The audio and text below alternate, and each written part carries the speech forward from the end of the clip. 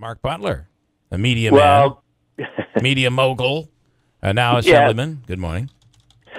Good morning, Bill. Am I too late for the $500 prize drawing? How about that? I mean, Dick in Deerfield. That might be your district. It is. Yeah, there we go.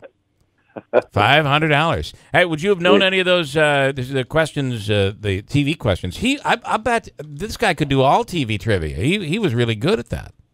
Yeah, no, I couldn't have got those. Couldn't either. All right, well, listen, let's talk about trivial things like the budget. What in the hell's going on? How bad is it? Are we going to get this done by Saturday? I think it's highly unlikely. Here it is, just a couple days. And we're back to the old-fashioned 3 men in a room, and the rest of us kind of wait around. We kick around some bills on the floor, some inconsequential bills, one-house bills, and just kind of marking time until some agreements are made. Yeah. One of the trends that I'm disappointed in is that they roll more and more policy issues into the budget.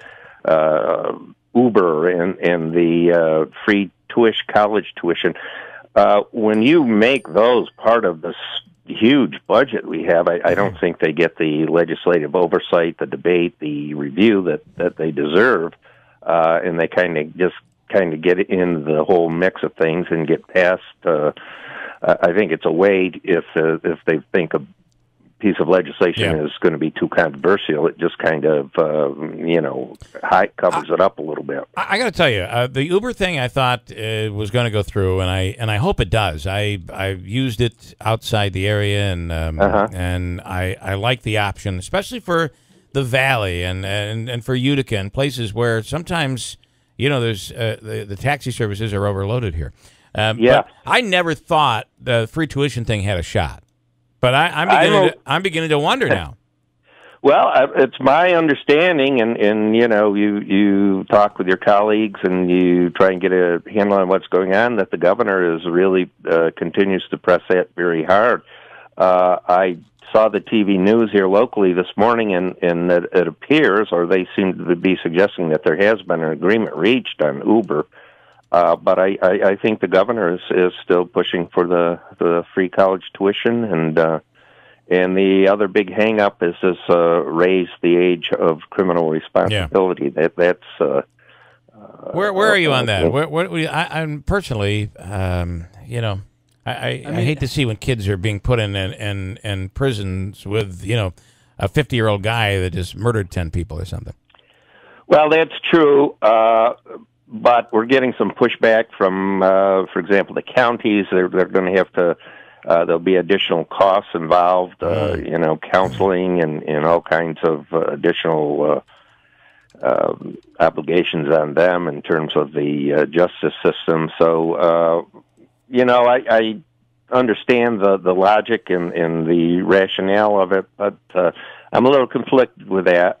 We are, I think, about the only state. Maybe there's one other that has 16 and 17-year-olds being tried as adults. So I guess it's the progressive way to go, but I'm still not. I think we are. I think we are one of only 2 states in the North Carolina is the other. And I guess it depends on the crime, though, it's too. the only thing we have in common with North Carolina, other than the fact that all of our people go there to live. Well, that's right, and the jobs, yes. And the jobs, yeah.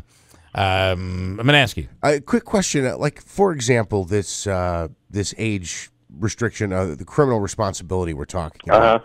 Yep. This doesn't seem to me like a budget issue. Why isn't this accomplished with bills and voting? Well, that's exactly my point, and it seems to be a trend more and more that these bills that aren't necessarily, that don't necessarily have fiscal ramifications are rolled into. So the budget is being used to make policy decisions, which, as I said, I don't think they get the legislative scrutiny that they deserve through the committees and possibly through hearings and then through debate on the floor. I mean, they just kind of get wrapped up in the budget and just roll. How does this lay out for you? So if you guys are going to be going, I mean, the budget's due right after midnight on Friday night into Saturday. So, yes. I mean, are you going to, I mean, could you guys go the weekend? Could you go late into the night, Friday night? What are you expecting We'll probably know more today. Under the regulations of the legislature, we're supposed to get a bill 3 days before it becomes live. It has to age to give us an opportunity to look through it and see what it contains and analyze it. There is a way around that, and there certainly is precedent. The governor can use what they call a message of necessity, where we can take that bill on immediately. The downside of that is, particularly if you're in the minority, and they literally, bring this huge state budget to us and give us a couple hours to look at it and try and review it and look for things we're interested in and digest it, and then go out on the floor and debate it. So it's not out of the question we could get it done this weekend. But I think that all depends on how things go today, because we've already blown past that 3-day deadline. Have you? I keep hearing things like, "Boy, I've never seen it so divided down here," and a lot seems to go back to this issue of a pay raise that the governor was going to endorse. And a lot of, especially New York City, downstate, very upset with the fact that the governor didn't endorse that pay raise, and it would have been left to the legislators to basically endorse it, and they didn't want to go down that road. They're very upset with the governor over that. Is it really bad? And B, is the payroll thing, is there any truth to that? I think there has been a change in the relationship between the legislature and the governor. There was a real sense over the past several years to get our houses in order and get these budgets done on time. That's something that people expect and anticipate, and I think there were real strong efforts to work closely with the governor to get a lot of these issues resolved.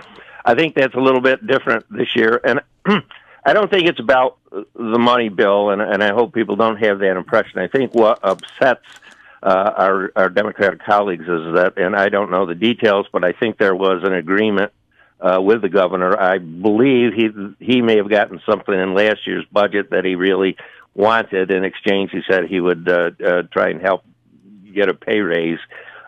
He not only reneged on the deal, but then basically publicly blasted the legislature, saying that they weren't deserving. So I think they really feel they got double-crossed.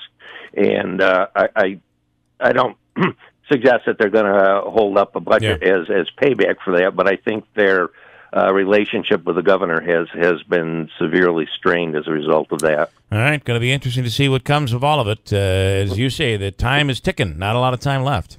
Yeah, well, I think if we don't get it done, we may go home for a couple of days this weekend. We're scheduled to be back in session 3 days next week. My guess is that it'll be done by midweek next week at the latest. All right, Assemblyman Marc Butler, we appreciate you taking the time this morning. Good luck today. All right. Always a pleasure, Bill. Thanks so much. Quick break. Bye. Come back to WIBX.